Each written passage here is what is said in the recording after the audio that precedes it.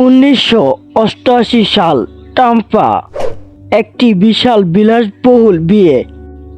হাসি, গান, শ্যাম্পন সবকিছুই ছিল নিখুঁত, কিন্তু কেউ জানতো না এই বিয়েটা আসলে একটি ফাঁদ। কয়েক মিনিট পরেই চারদিকে ঘিরে ফেলল ফেডারেল ব্যুরো অফ ইনভেস্টিগেশনস, আর তারপর একসাথে গ্রেপ্তার করা হয় প্রায় সব অতিথিকে। কিন্তু কেন?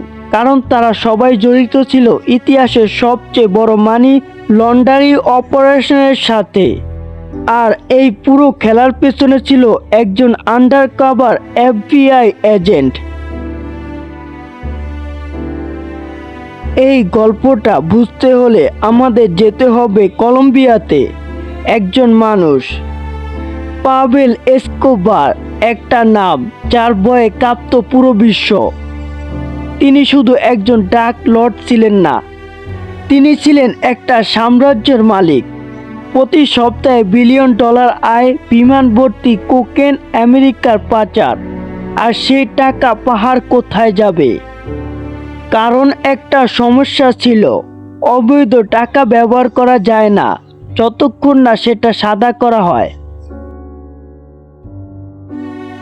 এসকোবারের কাছে এত টাকা ছিল যে গুদাম, মাঠে, এমনকি মাটির নিচে লুকিয়ে রাখা হতো। কিন্তু এই টাকা যদি ব্যাংকে ঢুকানো না যায় তাহলে সেটা কাগজ ছাড়া কিছুই না। তাই শুরু হলো মানি লন্ডারিং, ভুয়া ব্যবসা, দুর্নীতিগ্রস্ত ব্যাংক আর ছুট পড়া অপরাধীরা।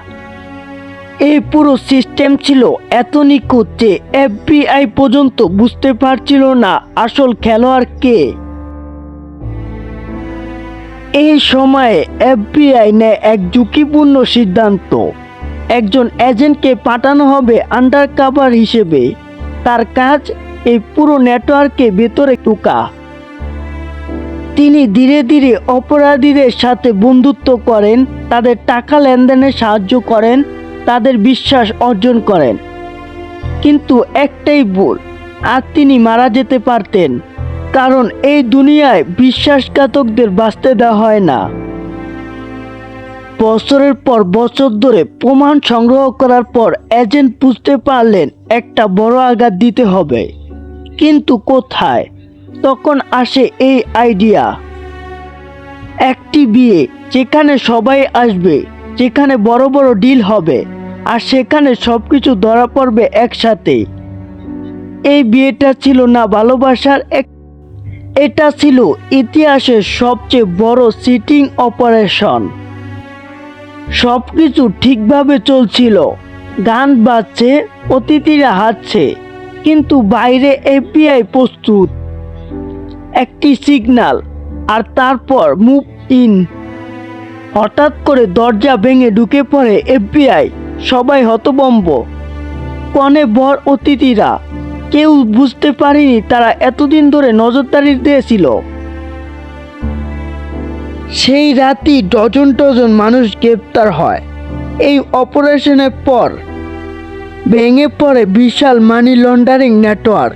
বন্ধ হয়ে যায় কোটি কোটি ডলার প্রবাহ, প্রকাশ পায় ব্যাংকিং সিস্টেমের অন্ধকার দিক।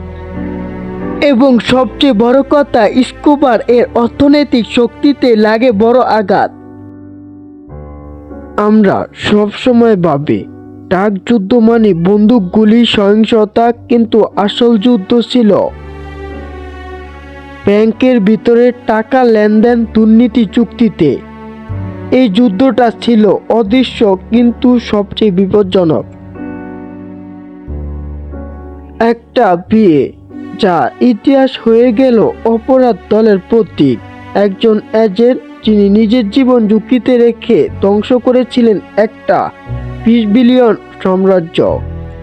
আমাদের সাথে থাকতে চ্যানেলটিকে সাবস্ক্রাইব করুন।